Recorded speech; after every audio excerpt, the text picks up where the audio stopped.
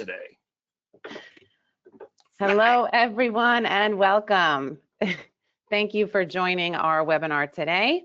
We are here to talk about compliance and really from A&D to NFA. And today's session is actually a continuation of a session we did a couple weeks ago, maybe a month ago.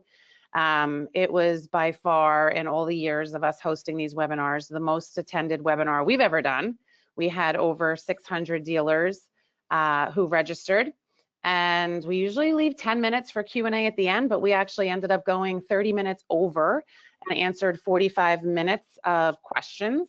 So what we wanted to do today was schedule a session to just take more questions. Clearly, there's so many questions around ATF compliance, specifically when we start leaning into NFA products. And so that's what we're here for today, just to give a quick high-level overview of what we talked about last time and answer any and all of your questions. I will say this, we have over 400 dealers who registered for today, and only 45 of you were on our last session. So a lot of the dealers joining today's session are new and weren't even on our last session. So we'll do a quick overview for everyone. Before we do, some quick housekeeping. We are recording this session. Everyone will get a recorded link after the session. And we are here to answer questions. So on the right-hand side on the webinar pane, you'll see a little panel where it says questions. Go ahead, even now, just start putting your questions in there. And as soon as we are through with just a couple of quick slides, we are just here to answer whatever questions come through. So with that, let's get started. So some quick introductions. I will let everyone here introduce themselves. We'll start with Travis. Hi, everybody. I'm Travis Glover with Silencer Shop and 4473 Cloud, COO of both organizations, and happy to be here again. JC. Hey, it's JC John Clark from FFL Consultants. Thanks for joining us today. And Gentry. Gentry Bell from Chattanooga Shooting Supplies. I'm the Sales Operations Manager. Jamie. Jamison Collins with FastBound Electronic Bound Book and 4473s. And I'm Michele Salerno. I'm the Chief Growth Officer here at Celerant. And we offer retail software, point of sale, e-commerce, digital marketing, everything a retailer needs to run their gun shop in store and online. So Travis is on his way to NRA, so he's joining us from his truck. And JC literally just, his flight just landed and he just got on the call as well. So thank you guys all for joining us. I will say also everyone here will be at our client conference, Celerant's client conference in about 3 weeks in Dallas. So we have a lot of our Celerant dealers on the session today. So we are all really excited and eager to see you in Texas. And we're gonna have sessions on ATF compliance. We have a compliance panel. We also have Travis hosting some sessions on NFA products as well. So lots more to learn at that event. All right, so this is a quick recap of everything that we talked about in our last session. The session went over 90 minutes. You can see all the topics here. We talked about the regulatory landscape, compliance considerations, both state and federal. We're going to give a quick overview of that again here today. We talked at length about technology, automation, how really in 2026 you should be using these different software platforms to not just help you save a ton of time and automate processes, but really to reduce risk and ensure compliance and sell more products. Growth opportunities. This is the year of the suppressor. So we talked all about the changes there, which we'll get into some of that today too, and how you really need to be looking at some of these other product categories that, by the way, have much higher margins to really help your business growth. Distributor integrations is always a hot topic, how you can lean on your distributors, such as Chattanooga, to really help you sell more with less effort, sell more product without stocking more product, the whole endless aisle. And really leaning on your distributor to help you get product data and get faster access to products without stocking the merchandise or even fulfilling the orders. And then, of course, electronic bound books, 4473s, how you can save those 4473s in the cloud. We talked a lot about FastBound and also 4473 cloud, the process there. There were so many questions about that last time. So again, if you want to watch that 90-minute session, because the majority of everyone on today's call was not on that call, the link is there, celerant.com/compliance, and you can watch it whenever time permits. All right, so before we get to the Q&A, which is the bulk of today's session, let's take a couple of minutes. JC is going to kick us off. We're going to just recap on the federal and state regulatory landscape. You know, I wish I had a lot more to tell you about the federal side of things. Unfortunately, I had conversations last week, and we're still in a holding pattern for the confirmation rather of Rob Sakata as the director, and really nothing's going to happen as far as regulatory changes. Nothing broad or sweeping is going to happen as far as regulatory changes and such. A few little things have happened, like the Form 4 for individuals to transfer firearms between non-licensees, things like that.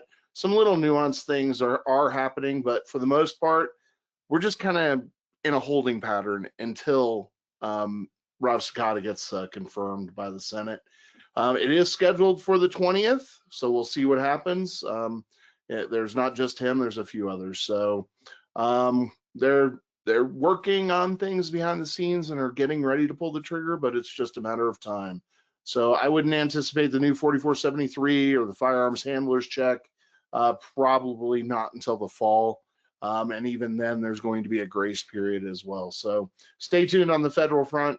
On the state side, there's a lot going on. Colorado is instituting a bunch of semi-automatic restrictions and causing some hurdles that you'll have to jump through, etc. Oregon, California, Washington, Massachusetts, New Mexico, Virginia. If you haven't heard about Virginia, the new governor, only in place for about 4 months now, is coming up with all kinds of new gun control laws and such. So it's all kind of, we're watching to see what happens, so stay tuned.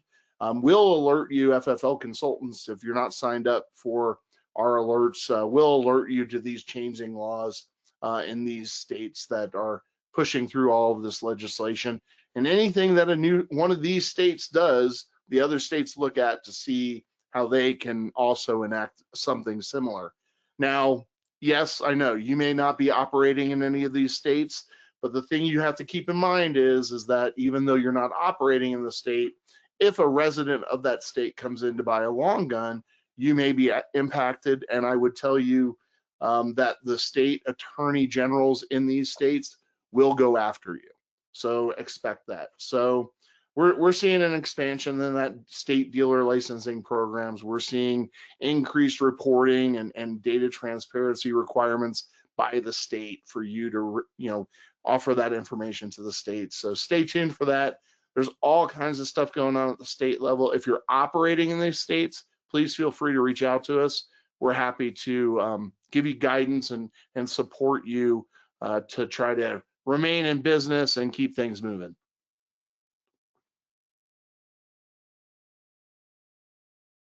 Thank you. And next, we're going to just go over quickly, just again as a recap, why the phrase this year is "it's the year of the suppressor."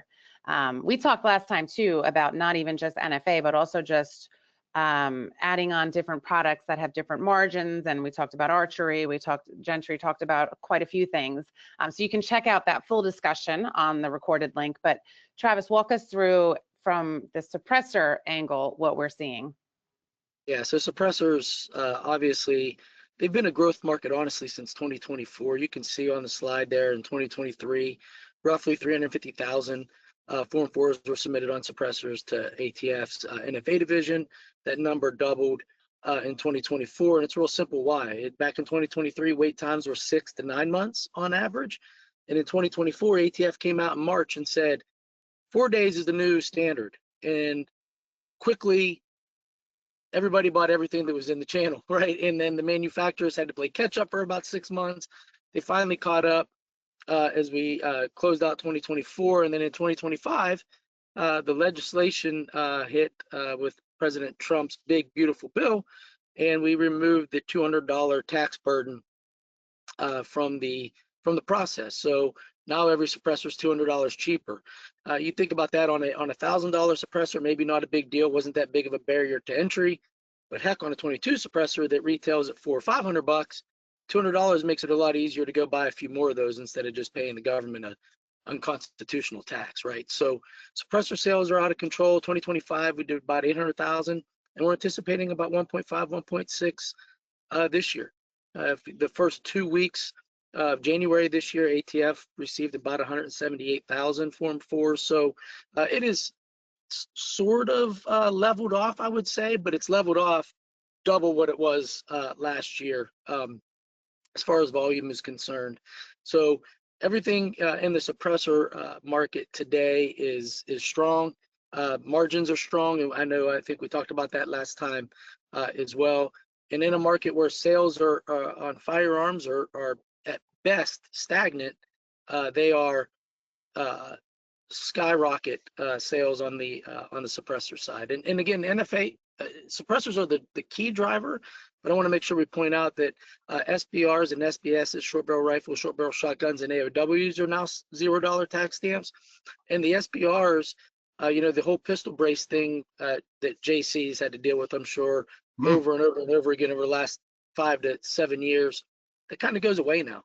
There's really no reason to even use a pistol brace. Just buy an SBR, $0 tax. And wait times have stayed, even with the increase in volume.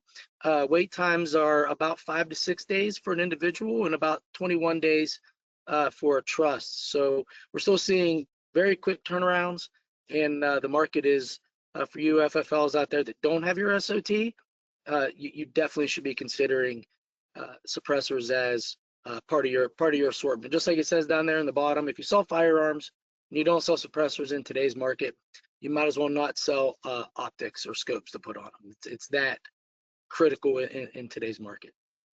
Yeah, and on our last session, which of course you can watch to learn more, but we talked all about getting your SOT, the steps involved, and what you need to do to be able to sell these types of products. That image there on the lower right, this is a little plug to Silencer Shop, but that is the kiosk, that Silencer Shop that you can get to put in your in your store and facilitate all of this. So lots of details on this on our last session.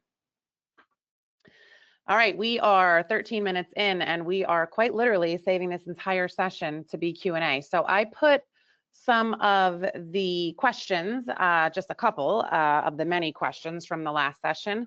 I don't even think we got to all of these on a live session, so we'll run through these first just to get the conversation going. And then we already have a lot of questions coming in. So just keep dropping your questions in, and we have 45 minutes, so we should get to all of them. All right, let's start at the top here on this sheet. So can you scan all of your old printed copies? That should say 4473s. This one's for you, Travis. Can you scan all of your old printed copies of 4473s from years ago and save them digitally? Yeah, the short answer is yes, you can. You are required under ATF ruling 2022-1 to maintain the paper record for 3 years. Yes, it's stupid. ATF just picked an arbitrary number and said 3 years, you got to keep paper. We're hoping to get that removed, by the way, under the new, if Rob does get confirmed. But you have to keep 3 years of paper, but it doesn't stop you from scanning them all, uploading them all into your digital storage. Maintain those 3 years. After that year anniversary, take them out, start a bonfire, put it on YouTube. People will love it. But yes, short answer is you can do it. And what's the other option though, if they want to start storing in the cloud? If they don't want to, you could sunset your FFL, and that's where JC and his team can come in and help. You can just take all your old records under your current FFL, sunset that FFL, send them off to the Out of Business Record Center in Martinsburg, and then start a new FFL. And I kind of said that in that order, but what you really want to do is get a new FFL, then sunset the old one, because you don't want to have a gap where you're not able to operate, right? But the process would be closing your old FFL, sending those records off to the Out of Business Record Center. Yeah, we kind of have a flow chart for that as far as timing is concerned, because at the same time we want to notify the ATF of that 60-day window that you're required to provide notification you're going to electronic storage. So we don't want to shut down the old FFL too soon until that 60 days kicks in, and there'll be a little bit of overlap, but that's okay. Right. And hopefully that 60 Just days, to just FYI. just to confirm, Yeah. without doing the digital storage, how long do you have to maintain that paper copy? Forever. Forever now. Yeah. Forever. I saw something the other day, and it was some AI generated compliance, and it's like, oh, you only have to save it for 5 years. I was like, oh my god, no, that's terrible. Don't post things like that. AI hallucinations for regulatory compliance. I love it. Keeps me busy. Keeps me busy. It did. There was someone posted on LinkedIn, and I was like, oh no, that's terrible. I really hope people don't do that. ChatGPT told me to. I was like, well, give ChatGPT a call and see if they'll defend you. I just want to make sure we put it out there. You got to save them forever. Digital's the way to go. Yeah. I know converting people. I mean, we work with 4473 Cloud, and everybody who's getting signed up. It's so much easier. It's 3 clicks. You don't have to worry about the banker's box and all the room and everything else. Yeah, and any of our, we've got a lot of Celerant dealers on here today. Any of our Celerant dealers who are using our FastBound integration, that integration right to 4473 Cloud, it's all there. So you can start this process. And if you're coming to the conference, we can start conversations there and help you get it all sorted out. Yeah. And we have an evaluation process to make a determination if it's wise for you to go electronic. And it's really predicated around how many times are you touching that form, and what type of processes you have in place. We'll spend 30 minutes to an hour on the phone with you, kind of talking through everything to make sure it's the right thing to do. So I just got back from a week of inspections down in Texas, and I can tell you, one of my dealers, 100%, yep, go digital, looks good. The other dealer, let's just go electronic 4473 first. Let's spend 6 months, see where we're at the end of 6 months. If you're continuing to touch the form a lot, then we'll have to have a different conversation. So I don't want the ATF walking in and you're touching forms 13, 14 times after the transfer.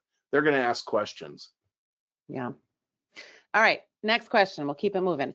I am taking over a shop with 4 years of history. Just applied for a new FFL. They have never had an audit. If something is wrong with the past paperwork, will that affect the new FFL, new owner coming in? Is there a chance of audit before new FFL interview because of it? Potentially. Did you become an RP? That's the real question here. Did you become a responsible person on that old license? Right. It'll be taken into account a little bit, but you're an RP, so therefore you're an RP and you own past mistakes, whatever those mistakes may be.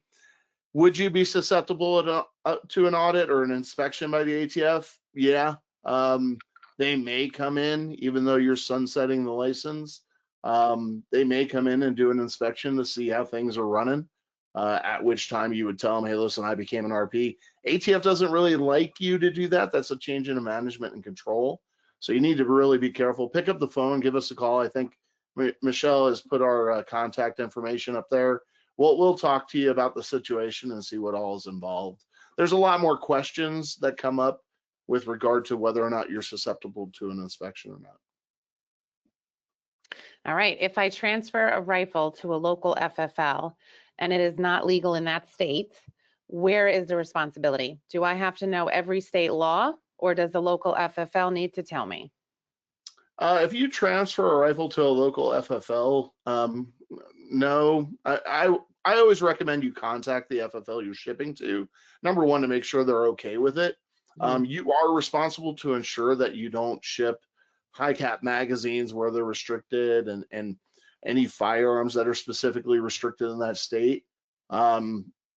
The FFL will typically contact you and say, hey, why did you ship this to me, etc. It's just one of those things. Definitely always contact them. You do have some liability in it, but as long as the receiving FFL reaches out to you and says, hey, you can't do that, you'll probably be okay. Okay. But you shouldn't be. The short answer is you shouldn't be sending things into a state. You shouldn't be sending restricted items into a state where they're restricted or illegal. Absolutely. There's tools out there to help with that as well. So that will help with the compliance on the restricted items. We have a Right. tool, it's totally free on our website that you can sign up for. We update it sometimes once a week, at least once a month. You can download that absolutely free. Tells you everything that's restricted in every state. Yeah, for e-commerce too, for any of you on our e-commerce platform, we have a new feature coming soon that is going to do exactly that, working with FastBound on that. So we can talk more about that at the conference too, to help stay more aware of local state restrictions and within states, and just make sure you're not shipping the wrong items to the wrong places. All right, how do I apply for my SOT? Travis, do you want to take this one? Let's see. I or JC, it's really just a simple application. It takes, what do you say, JC, 15 minutes to fill it out? If And that, actually, and you can do it on e-forms now, can you not? Didn't they just Yep. update that? you can do e-forms or pay.gov. The only way it would take 15 minutes if you were using one finger to push the buttons on the keyboard. So 5 minutes. Yeah, one takes thing- anywhere from 2 to 4 weeks. ATF says 30 days, expect 30 days, but I see them go through a little bit quicker than that sometimes. Yeah, we've seen them in just a couple weeks as well. I think right now the key here is we're coming into the renewal time Yeah. for SOTs. SOTs run January 1st through Right. June 30th. That's the SOT year. They expire every year. So this time of year, as we're coming into April, into May, into June, a lot of those renewals will be processed. So you'll probably be closer to that 4-week time frame. But I believe JC mentioned this last time too, so I'll just trumpet it here. If you're going to apply today and you're going to spend the $500 because there's no prorate on the tax because it's the government and they're not giving you any tax money back if they don't have to, apply for it to start July 1st, 2026 and end June 30th, 2027. And then they'll issue it to you. And then on July 1st, you're ready to go. Yeah. Essentially what happens is you'll get the piece of paper, and that's what it is. It's your tax stamp that you're a dealer or a manufacturer, whatever you sign up for. The part that probably takes a little bit longer is associating your FFL with your EIN so you can get access to e-forms. That's the part that probably takes a little bit longer. It takes a day or two for them to approve it. That's about it. And to Travis's point right now, we've told everybody, renew now, start now, because you don't want to wait until the last minute. So again, if you want to apply for a new one, then I would do it now. And Sure. if you don't have it, get it now and start and $500 a start year. the process. Yeah. So follow up to that, where do I start on equipment to do NFA items, fingerprint, scanner, Pics, etc.? There are a few companies out there, right? Obviously, I can speak to ours, but generally speaking, you need a way to capture electronic fingerprint files in the proper format that meets the FBI's requirements. You need a way to get a photograph attached to that submission and a way to collect the data electronically to submit it via e-forms to ATF. So our kiosk does all of that. And again, there are other options out there as well. One small shameless plug, the difference on our kiosk versus anybody else's is that's tied to silencershop.com, which is our marketplace, where our dealers set the price. And so when someone goes to silencershop.com, they select the dealer. 88% of the time they pick a dealer with a kiosk. So, and then we send you a profit check, and it's as simple as that. So it's like they're buying it from you, right? So, yeah, there it is. That's our brand new one. This down here on the right. And, yep, that's one of the advantages of Silencer Shop. But as far as the fingerprint collection, the data collection in the photographs, there are other options out there that you can find. Again, the best part about capitalism, it's a free market. Do what's best for your FFL and your business. Okay, what are some of the additional compliance responsibilities when I sell suppressors? Form 4, you'll process the Form 4. You get it down to a science. You can probably process a Form 4 between 5 and 20 minutes. You wait for the Form 4 to get approved, and then you call your customer, have them come in. They'll fill out a 4473. No background check is required in the vast majority of states. And you have them complete the 4473 with that and transfer the firearm. It's not really much different than a standard firearm. The only difference, or GCA firearm, the only difference is you have to wait for that Form 4 to get approved. Yep. And you're going to record it in your bound book just like you do a gun, right? Yep. You just all the regulatory requirements apply there. So that is the same. And to JC's point, it's just that Form 4 and that Form 4 process. And there are services out there that make that as simple as possible for you. Yeah. The nice thing about Silencer Shop, as well as some of the other ones, is that your customer information gets input, and if they're a customer on an ongoing basis, their information is always there. Mhm. So it just becomes much quicker as they buy more product. And trust me, if they buy one suppressor, they're going to buy 4 suppressors. Yeah, They're going no to one want needs one just for one every footage one of their of it, right? firearms. Yeah. Yep, that's All right. right. So then what is the average margin dealers make on suppressors? I Now, put a little- honestly, the anywhere from 20 to 25%, sometimes a little less, sometimes a little more. It really just depends on the specific suppressor. But if you're looking at that compared to handguns, obviously it's a much more profitable product line. Yeah. Especially Yeah, I put the chart here. This is the chart that we showed in our last session. We talked at length about this. Gentry also talked about a lot of different items, products that Chattanooga offers, but just different things that are different categories, whether it's reloading or archery or, of course, suppressors or any of the NFA accessories too. I mean, that the margins there are much higher than that of handguns. So it is worth diversifying. And if you are not yet, you really should consider getting that SOT and really starting to diversify your products. We're actually starting to see a secondhand market open up as well with the $0 tax. We're seeing more and more calls coming in to our team, basically saying, how do I buy a suppressor from somebody or an SBR or whatever the case may be? And it's a real simple process. It's a Form 4 from them to you, which you can do via e-forms, or they can do via e-forms. With a $0 tax, it makes sense. So now we have a used firearm market that's opening up for NFA. there may be some fun stuff coming in the next few months, everybody. So just stay tuned for that on the used suppressor space. And if there are any pawnbrokers, I don't know if there are. No, you cannot pawn them. Please do not pawn an NFA firearm. All right, so now that we caught up from the last session, we have lots of questions coming in. So I will just remind everybody as we're going through all these questions, for those of you who joined not at the start time, on the go to webinar pane on the right, there's a question panel. Just go ahead and drop any questions you have there. I did switch the slides just so you have this up. The link is there to watch the 90-minute session from last time. And then, of course, all of our contact information is here as well. Let's get to it. We've got first one here is from Art.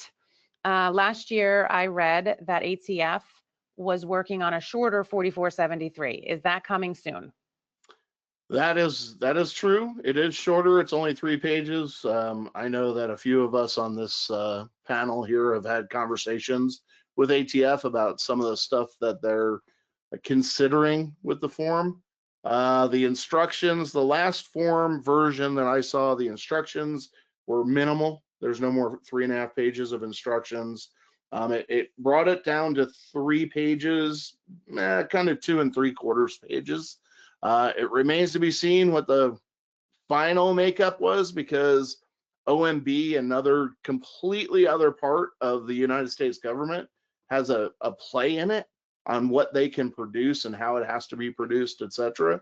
So it remains to be seen, and it's one of those things that we're waiting on Rob Sakata to get confirmed on. Got it. All right, next question. It's For coming. post sample machine guns, if the lower receiver has never left the FFL network, does it still need engraving of name and location? I've been told no. And this is from Christopher. It does not require engraving any longer, as long as the original marks are still there. You can adopt the original markings. I would tell you that ATF will tell you it's not required anymore. It's a recommendation, just so they know who did it. But you can adopt all of the markings. Just so you know, it's non-transferable, so it's a post 86. So the only way you can transfer that machine gun is either to a government entity, or if you're shutting down business operations, that's the only other opportunity for you to do that transfer. And that'll have to be to another Type 7 FFL with a Class 2 SOT. Got it. Okay, this one's from Mary. If we do not currently use TTSNs, how should we start using them to better organize our files? I guess I'll take that one too. TTSN it's your box. That's your play zone. If you want to use a TTSN, you can. Our recommendation is that you file or maintain your records by chronological order by date. TTSNs generally, depending on how you have your system set up, it's by date as well.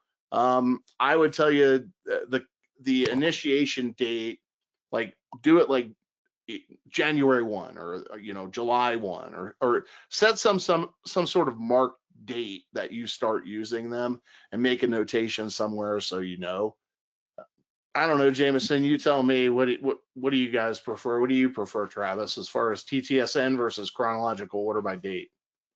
It really depends. I mean, it made sense when you've got file boxes, you want to go find it and go put it away. It definitely makes it easier to stay organized. But with digital, you don't really need TTSNs anymore because now you're not going flipping through those banker boxes. You're literally typing the guy's name or you're typing the serial and it's going to pull up. So I typically recommend if you're doing digital, just don't worry about it because it's just one more thing you got to track and pay attention to. I don't recommend doing it by last name. Just if anyone's out there doing it. That's just ugly. So Yeah, chronological is the easiest way to do it. It just is. The TTSN, the one thing that's I guess nice about it is you don't have to flip the page to see what date it was. I mean, they'll put the TTSN right there on the front page. A lot of FFLs, they'll utilize the TTSN just like the year, the 4-digit year dash a number. So that way at the end of the year or the end of 3 years when they have to renew their FFL, they know and can easily report how many transfers they did. And so there's not really a whole lot of benefit to it. If you want to do it. But we have it set up. They can do it by year, rotate it and change it. You can add month and date and everything else you want on there. So yeah. Just remember one thing about TTSNs. If you do it in sequential order and you skip something, you need to put some sort of reason why that one number was skipped.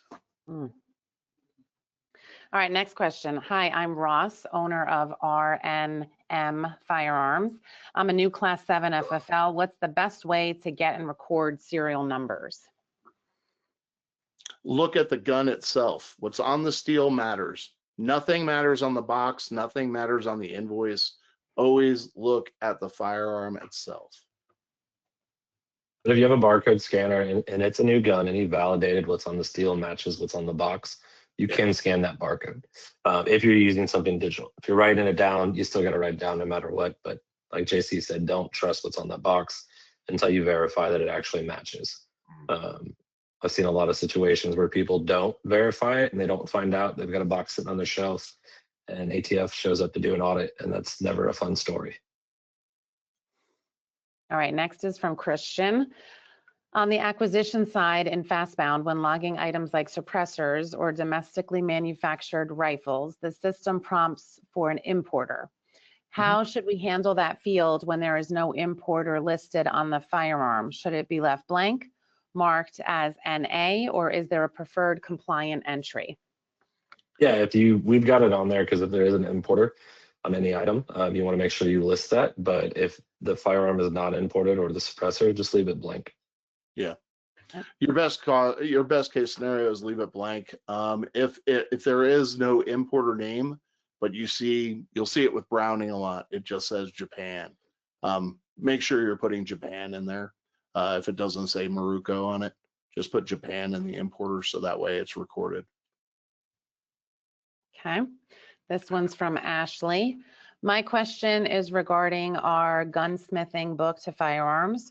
When a customer needs to send back a serialized item and the manufacturer sends back a new item because it needed to be replaced, we have always made them do a background check for the new serialized item.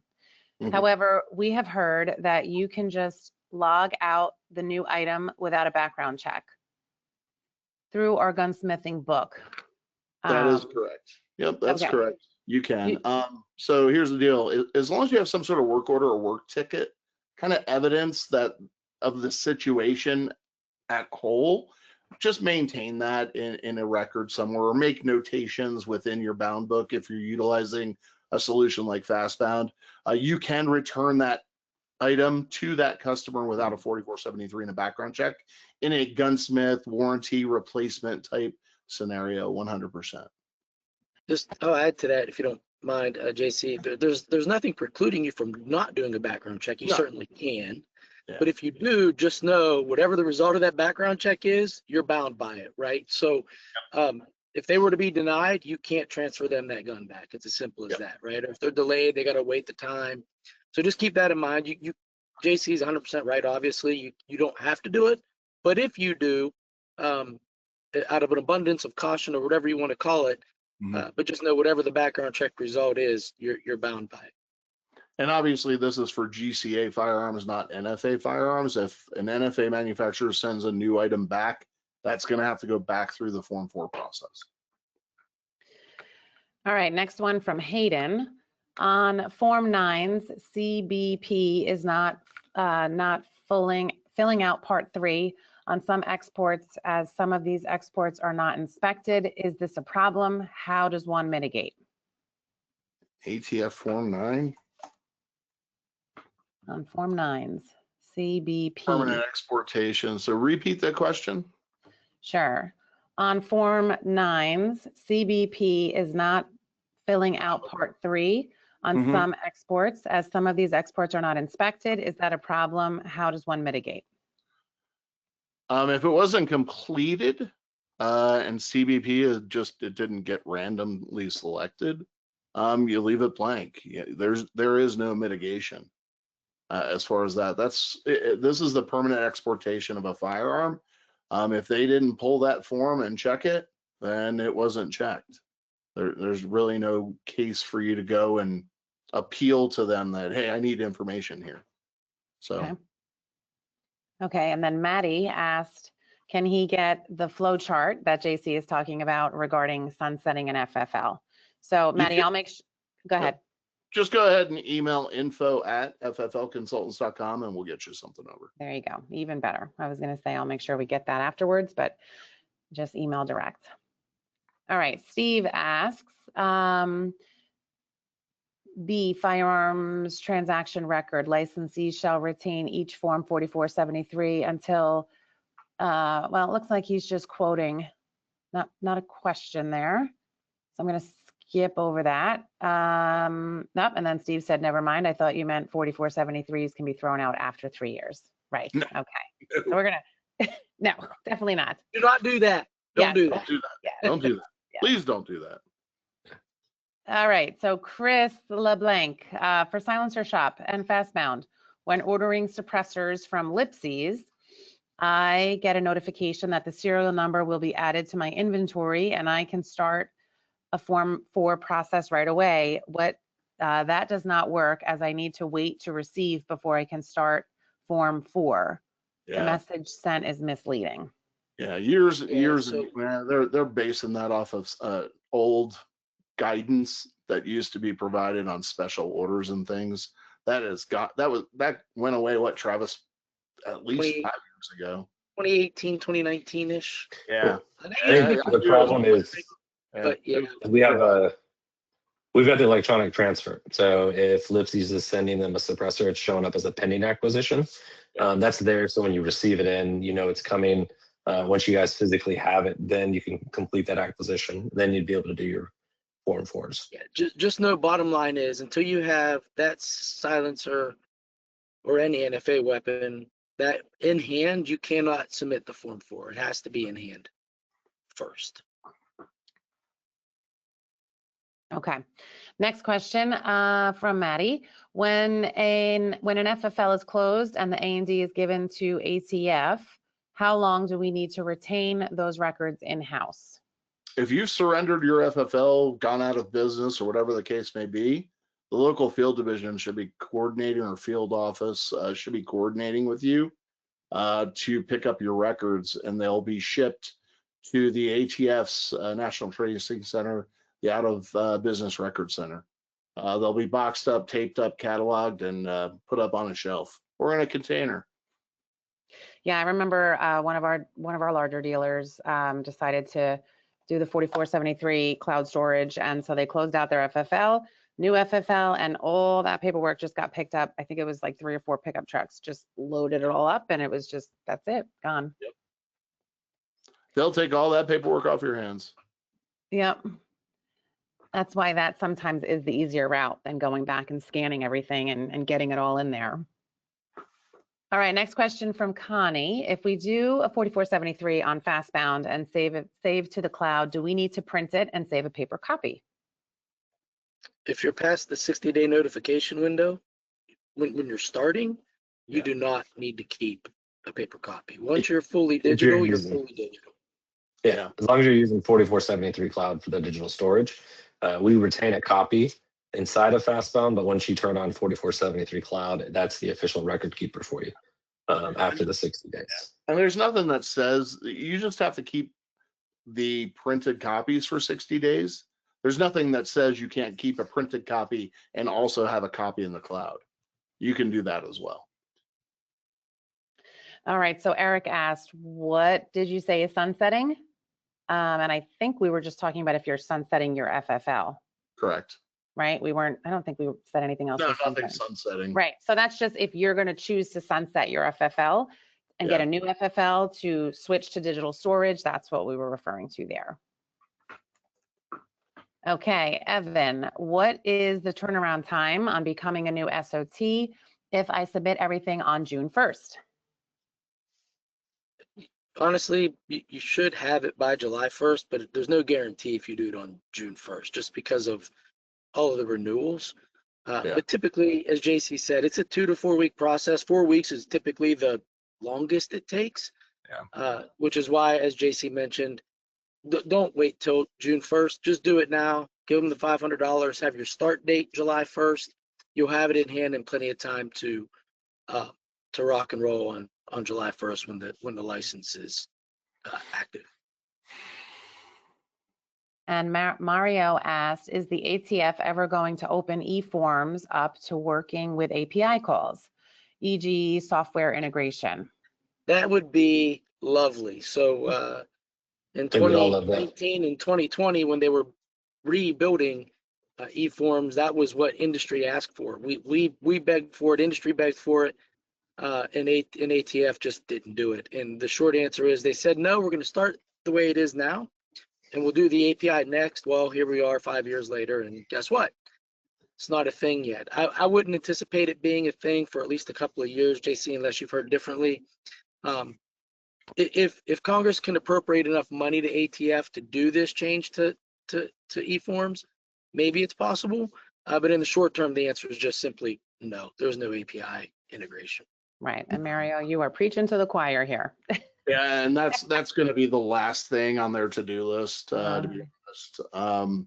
Really, when it comes right down to it, they are looking at making they've already made tremendous strides in updating the performance of the e-forms platform. It was running on like a 2006 operating system forever, and they finally upgraded it. But they are looking to move quite a bit of different interactions that you do with ATF, such as your license renewal or your initial license application. They're looking to move that stuff out there.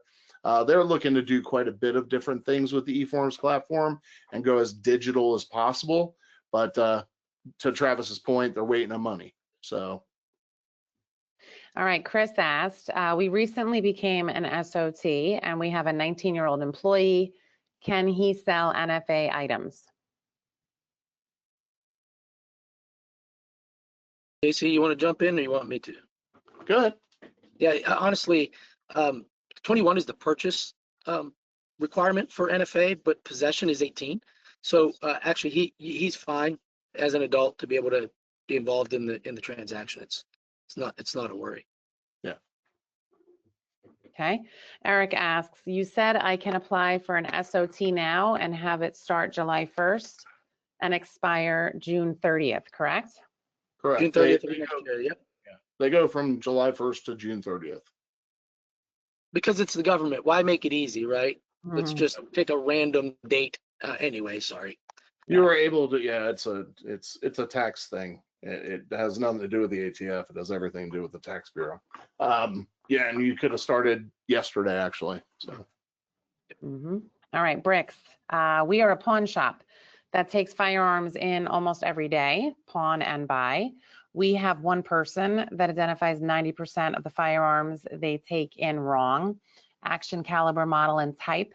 I correct them as I find them in Pawn Master. I also document the issues to the owner. I would have fired this person long ago, but she is the owner and the RP on the FFL. Will this be an issue during inspection? Yeah, go ahead, JC. yeah, yeah, I'd have fired her too, by the way. yeah. As many times as I wish I could fire my boss.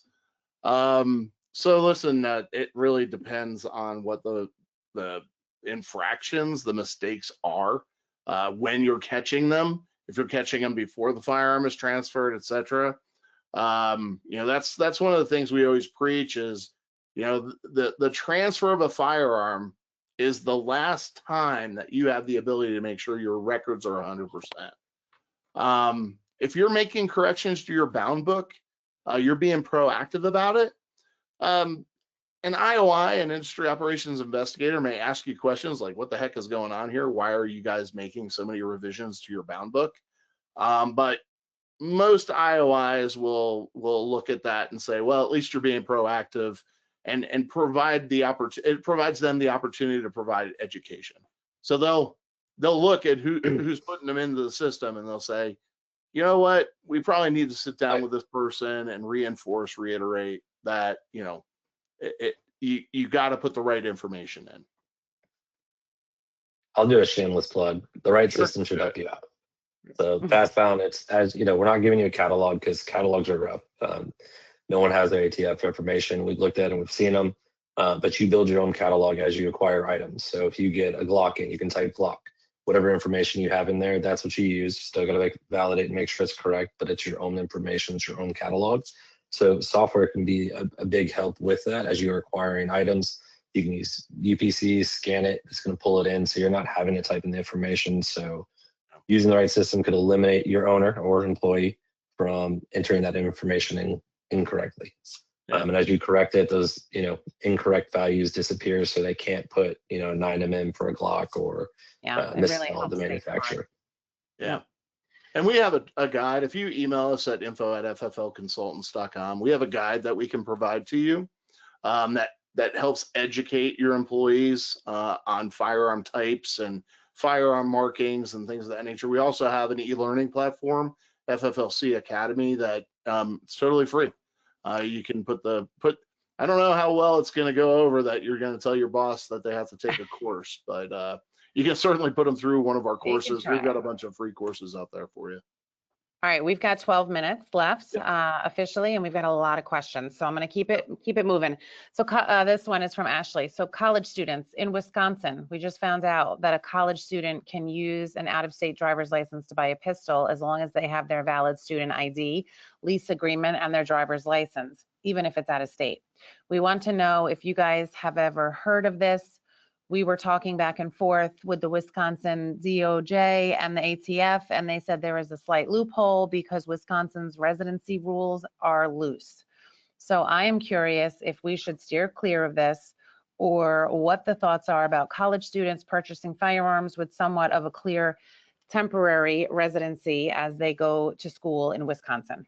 ATF provided a ruling on this some time ago, and if you email me, I can probably dig it up and send it to you. As a college student, they have established dual residency in the state that they are residing in to go to school, as well as their home of record. The lease agreement thing, that was, God, probably 10 to 20 years ago. That is totally gone. Their college ID has no role in it, unless, of course, it is a state university. Such as I'm in Colorado State University, Florida State University. Those are all state entity colleges. That's the only way a college ID would really come into play. You need something that shows proof of residency on a government issued document, and that goes in 26B. And you need their ID, and you can utilize their driver's license from whatever state they're from for 26A and to run the background check. So, and we have guidance on out-of-state residents and non-immigrant aliens and all that kind of stuff. If you want more information, just email me. We'll be happy to send it over to you. All right, this one is for Travis. Brandon is asking, how much is the kiosk from Silencer Shop? Would it be worth it for me considering I am a home-based FFL with an SOT? I do about 4 to 5 suppressors a month. Well, first of all, the cost is they're $3,200, and then after 2 years, there's a $50 a month maintenance fee added to that starting in month 25. Just get a hold of me. Let's talk and figure out how we can help you out. There may be other solutions that are maybe less expensive for you to as a home-based FFL, but we'll certainly help you out. We'll point you in the right direction, do what we can for you. Okay. Martin asked, you mentioned paper records are being kept for 3 years. This does not apply to dealers that got their license and started using FastBound from the beginning. Is that correct? Yeah, that's well, go ahead, Jamison. that actually what was it, 2021? What was the question? 2022-1. Yeah, it was 2022. So previously you only had to keep 20 years of your records, and 22-1 came out and they changed that to you must keep all records for all time. Prior to the ruling, and I know there was a bit of a grace period, I want to say it was like August, up until August, you could get rid of any records that were more than 20 years old. So that's out the door now. If you held on to them, you own them. So You have to keep them forever now. Now, as far as digitizing them, if you want to take all those old records and digitize them, you can do all of them. Yep. But for a 3-year period, so starting today, go back 3 years, you have to keep those in paper format as well, in paper form as well, because the ruling 2022-1 requires that you keep old paper forms for 3 years. Anything older than 3 years old, you can digitize them and get rid of the paper record, but the other ones you have to maintain them for 3 years. Yep. And if you've already done all that, and let's say you're holding on to paper records from 2021 and you've already digitized them, you don't need to keep those anymore. Right. You're past that. You're past that period. As soon as 3 additional years happens after that 3-year period that you're holding onto those records, as soon as 3 additional years transpire, you can then get rid of those 3 years that you kept, and then you're 100% digital. I'm just Only going to after tell the you right 60 days. now. Yeah. Well, yeah. Even if you're a new FFL, if you're using FastBound as a standalone, you should be printing them. We do save a copy in there for you, but it's not the official copy. If you signed up, notified the ATF, past your 60 days, and you're using the 4473 cloud integration, you should be good. But if you do have questions, just jump on the chat. We'll be more than happy to answer those for you. Yep. Okay. Eric asked, can you put the link to the previous session on the question section, please? So I just actually sent that to everyone. So hopefully everybody, if you want to grab that link, it's up there on the screen too, on the right side there. It's just celerant.com/compliance, but I dropped it in the question pane too, so you can just link through there. Chris asks, are Form 4s between 2 individuals still required to be paper forms, or can it be done on an e-Form 4? No, you can do e-Form 4s now. Yep. Okay. Amanda asks, question about FastBound and e-Forms. I've noticed recently when manufacturing NFA items that there is an orange e-Form 2 button. Is there a way to link, integrate FastBound and e-Forms? What is the purpose of the e-Form button? That's a great question. So if you're doing Form 2s or Form 3s, we have our browser extension. So if you enable that and you click a little button, it will open up e-Forms, you log in, and we will paste the information in there for you. It helps. E-Forms is pretty complicated and kind of messy. So it just kind of pastes the information in, and it's a shortcut. So if you have questions on that, just jump on the chat, and I think you can type browser extension, enable that, and that feature should work for you. Okay. Steve asks if I'm an RP on an FFL/SOT in one state and want to bring post 86 MGs to another state for business purposes, am I able to do so freely, or does it depend on the destination state laws?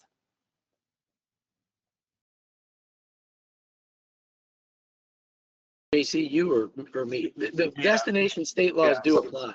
The destination state laws always apply. Right. So you need to keep in mind that, like California is a great example. In order to even transfer a firearm out there, you have to be listed on their system. You have to get approval before you ship it. You can't just ship it. So you really have to monitor and watch for that type of stuff. And that's why we have that restricted states guide. So you know that, hey, this, I'm not going to send this, 30 round magazine there, or this firearm is not on the approved list, or whatever the case may be. The other benefit to making sure ahead of time is because some FFLs will just turn around and ship it right back to you, or ask for a shipping label from you. So you're just eating into your margin by just willy-nilly shipping stuff. So you want to make sure that everything is good to go. And again, we recommend that you do contact the receiving FFL to make sure they're willing to accept it and that they don't have any issues. So it's always important to build that trust ahead of time before you get into it.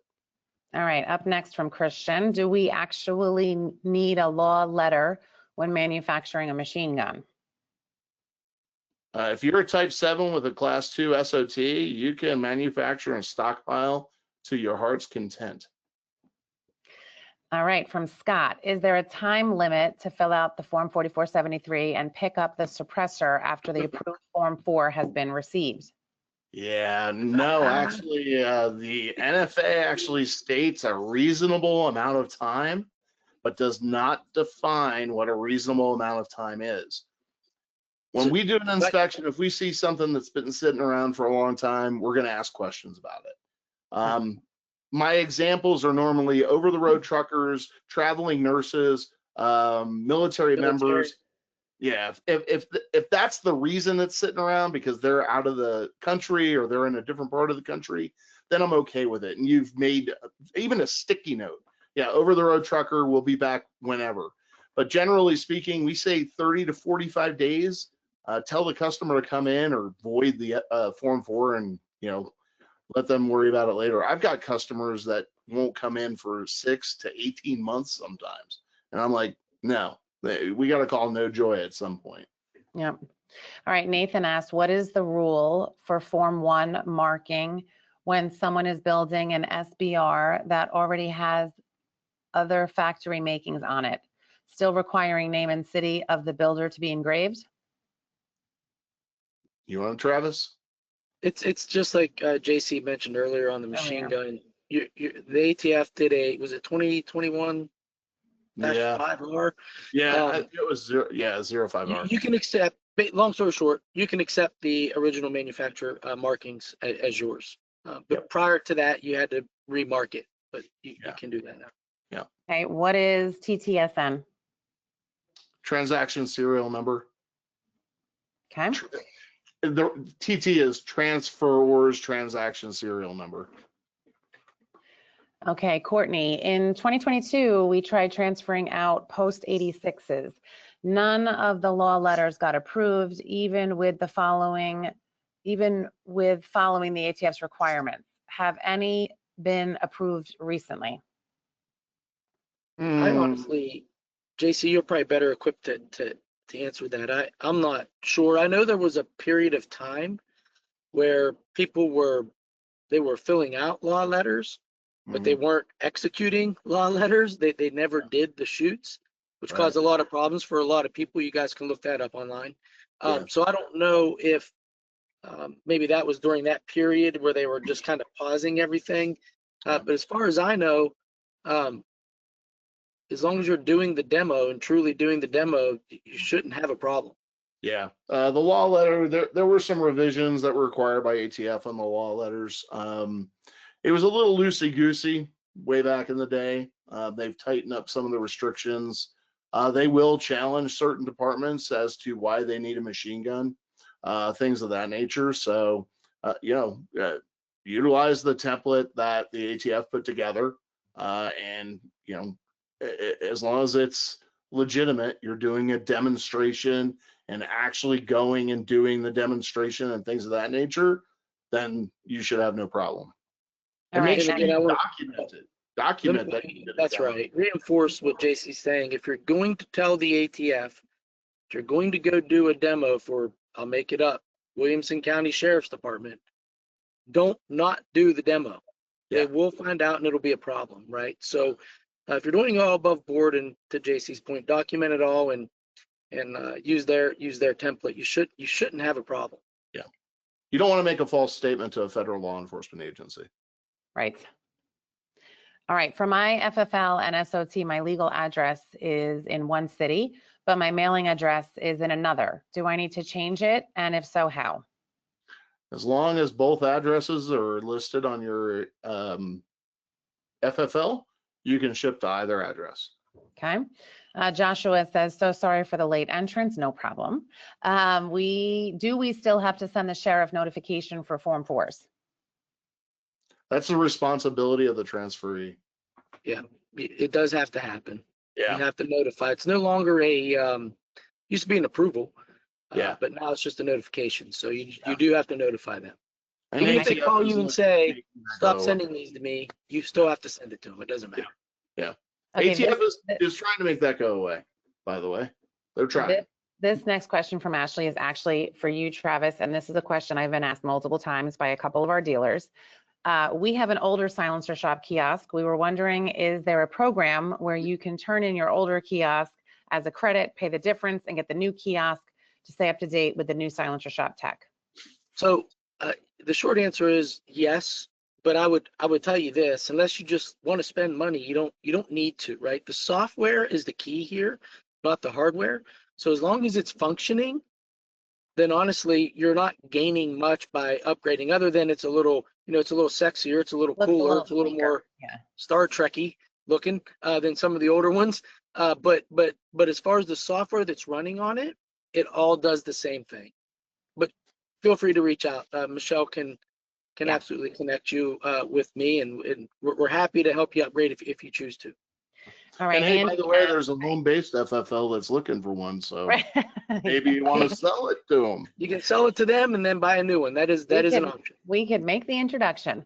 There That's you right. go. All right. Andy says, I use TTSN to file in-store 4473s, but I don't use TTSN for Form 3s and file them by date. Is this okay? Yeah, you're talking about what's currently in your inventory. Yes. Whatever you receive that NFA firearm on, whether it's Form 3, Form 4, or Form 5, you are required to file those forms in chronological order while that firearm is in your possession and on your NFRTR. Okay. We are at time, but we do have more questions. So, I mean, we can keep rolling if you guys want for another 10 minutes. I'm good. Sure. I'm just sitting here in my truck. You know. Right. Just gonna get back on the road to NRA. All right, so Sonia asked, if the company I work for decides to go all electronic storage, how are customer corrections handled? Currently, I contact the customers and ask them to come to the store to make a correction. If no response from the customer after 3 attempts, I send certified mail. Yeah. So we do this. We do the Go same ahead. thing. Let me say we. Right. Your software that you choose to store digitally with is required to have the ability for you and the customer to make corrections. So in ours, we have that ability. We have the ability for you to actually email a correction link, similar to just mailing a certified letter. We try to make it as simple as possible. But again, just if you're going digital, just know if the digital storage you're using meets 2022-1 requirements, and it has to, they're required to provide a correction tool for both you as the FFL and the customer. Okay. And it's way easier than paper. All right, next, Nicole. I want to sell 80% frames to customers. Could I do this through our FFL just like a firearm to be safe compliant-wise? That's a you, JC. I'll let you handle that. Repeat that question. Where is it? I want to sell 80% frames to customers. Could I do this through our FFL just like a firearm to be safe compliant wise? I wouldn't touch 80%ers right now. It's still a hot item. The problem with 80%ers are if the kit and everything is being sold together, then you're actually selling a firearm or a regulated item rather. That's how they refer to it. So I would tell you if you're going to do it, then you better mark them. Okay. You need to mark Zana asks, hello, I have a type 7 FFL and will pursue an SOT. My understanding is class 2 usually accompanies type 7. I understand I can do everything with a class 2 that a class 3 can, plus manufacturing. Transfer requirements remain the same. Is this all correct? As a type 7, you can secure either a class 3, which is a dealer of NFA firearms, or a class 2 manufacturer of NFA firearms. The difference is with a class 2, you're also allowed to manufacture. So you can manufacture and put together SBRs. You can, not that you're going to go out and buy the equipment to manufacture silencers, but things like that. Okay, and then Kevin asks, is there a cost for the silencer shop kiosk? We went over that already. I think you said starts at 3,500. 32. 32. All right, Ethan, I have never been, good question. I have never been audited by the ATF. What does that interaction look like, and what info will they ask to be provided? Email me and I will send you our preparing for an ATF inspection guidance and checklist. It actually walks you through the entire process, and you can always schedule time with me and we'll have a conversation. I'll based on what you tell me, I'll tell you whether or not you're hot for inspection. So just email me. And the email's right there on the top. It's info@fflconsultants.com. Yep. We'll help you with that.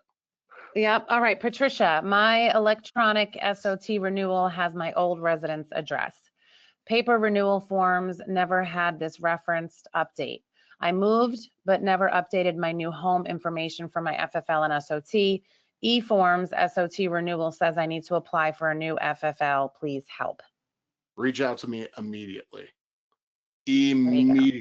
Schedule time with me so we can talk about this. Yeah. Let's talk quick. We'll take that offline. Yeah. Nathan, we have used an electronic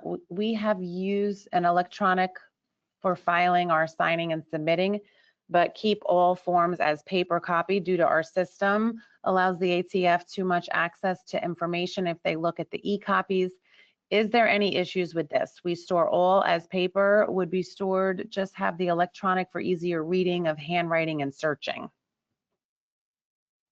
I'll just give you my 2 cents. Anytime you're giving ATF more information that's required during an inspection, I don't like it personally. I'm not JC. I don't do this compliance consulting for a living anymore, but I prefer to give ATF exactly what is required and only what is required. Nothing more. There are up to 6 things that are required to be attached to the 4473. Those 6 things, email me. I can send you what 6 things are required to be attached. You start attaching additional documentation. We look at it from our standpoint as not only to Travis's point, you're giving them additional information to compare, but you're also slowing down their process. And I don't like slowing down their process. There's no reason for all that extra stuff to be attached. All right, Jeremy, what is the process of selling a personal serialized item to another private buyer? I am an FFL dealer. If you're doing a private party transfer, are you talking about it's a personally manufactured firearm, I guess? If that's the case, you're going to do a private party transfer, but that firearm needs to be marked if it's a fully completed firearm. So there's specific guidance for that. You can reach out to me and I can get it to you. All right, Steve from Ohio, as a manufacturer, can you outsource operations to another FFL without having to do a transfer, but bound book to bound book only? Yes, it would be done through a variance, and you could reach out to us and we can help you put that together. Okay, Michael asks, we currently have a Type 7 FFL that has NFA items and are transitioning to a new Type 7 FFL with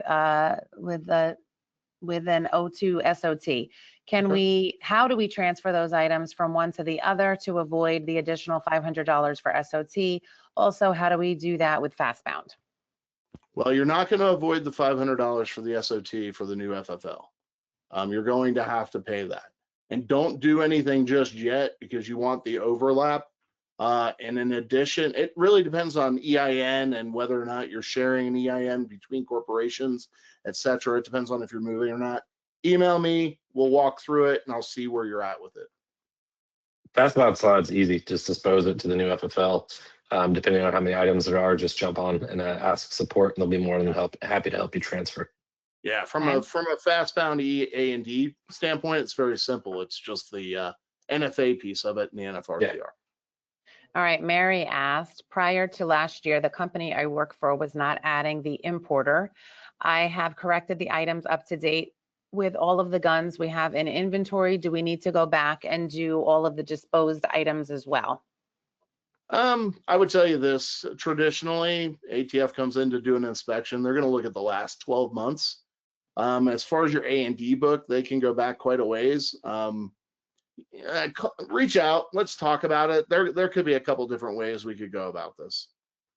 Okay, Martin asked, reduced rate for SOT. Does this only apply to the business applying? Yes, yes. Under $500,000 revenue for the reduced rate. All right, Matthew asked, we have two FFLs. One is an 01 with an SOT. We recently acquired an 07 FFL, but haven't applied for an SOT. The 01 has a couple of silencers in inventory. We want to abandon the 01 and move NFA inventory over to the 07. Can we avoid paying for the 25-26 SOT for the 07 and just start with the 06-07 SOT? Uncle Sam's getting its money. They want their Right. tax dollars, even though it's very minimal. So you're going to have to, you can't move an SOT. Sorry. Okay, Brian asked, do NFA items go to a different A&D book or the same as firearms? You can, they're not required to be in a separate A&D book. And if you're going digital, honestly, what normally happens is the electronic bound book, you put them all in there together, but they have a way to sort between GCA and NFA. So you can just look at your NFA items or just look at your GCA items, but not required to be in separate books necessarily. No, it right, kind of makes life easier. That's all. Yeah. Tyler asks, we have an SOT in 2024 and did not renew in 25. Doing the e-form SOT application now, do we select renewal or new SOT?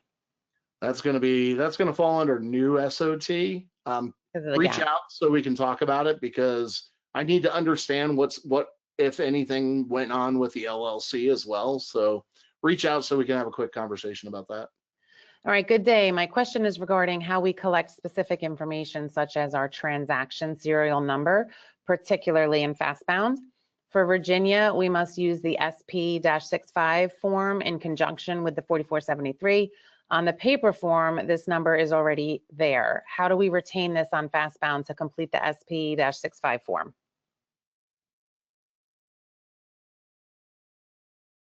Should be able to just type it in. Is that the number? Is that the transaction ID for the approval? So it's the same as the NTN number, where you'd put it in 27B, or is that the documentation you want to match up? What I'd say is just follow up with support. We'll be able to give you clarity on that, because I think want he's to make sure talking we give you the about correct answer. issued, but definitely. Yeah. So if it's the control number, you could just put that in the same spot that the TTSN is when you create the disposition, and it will track that for you along with the TTSN number. Okay, Autumn asked, I'm new and would like to get a better understanding of FFL. Is there a past recording? Yes, right there on the screen on the right-hand side, you'll see Celerant.com/compliance. You can watch our last session, 90 minutes, super, super informative and educational. Okay, I had a customer who is a dual resident looking to purchase NFA. Primary resident is in a restricted state, secondary resident in a free state, New Hampshire, where we are based as a business. Can I sell them NFA items? If so, what does the process look like? Dual residency. If he's established residency in your example, New Hampshire, he just needs proof that he has that residency.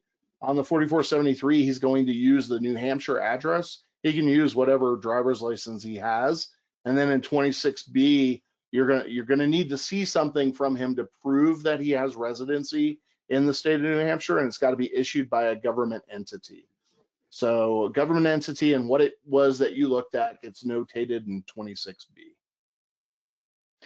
All right, we got a lot more questions, but we're gonna do 2 more and then we're gonna end it because we're out of time. We're over 15 Well, minutes. you can pull these in, right, Michelle, into a spreadsheet or something? And send them. Yes, Yeah. we have a lot of questions. I'm gonna just, I'll get them all on spreadsheet and I'll divvy them up accordingly. Sure. And we will make sure that all these questions get answered for sure. We're just out of time on the live session.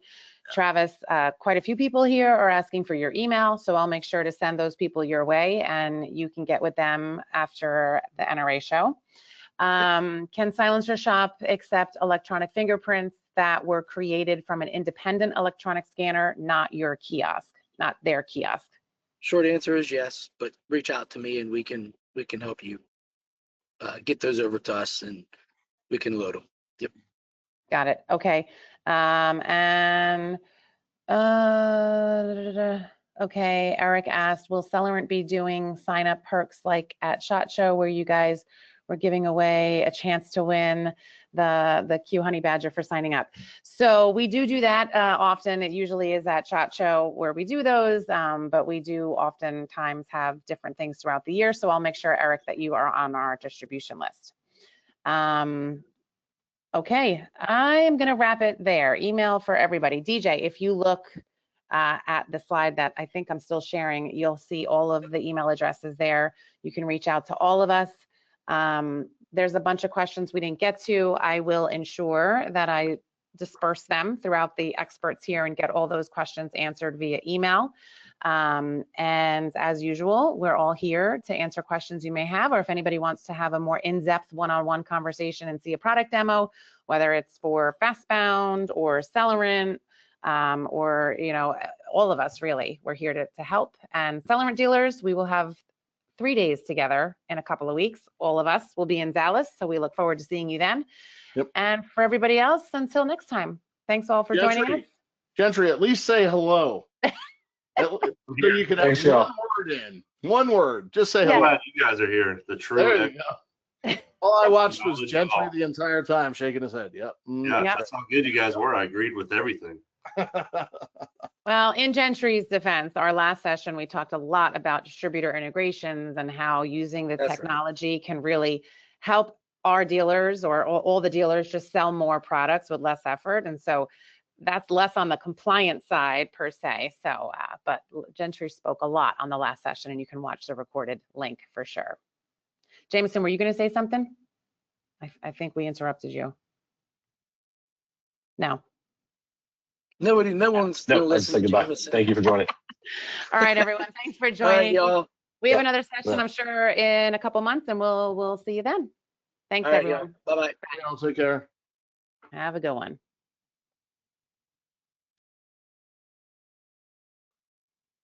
Michelle, if you want to send me that Form 9 person, I will. Yeah, I'll for get sure. them. I'll get them some other guidance. I will. I'll get it all out.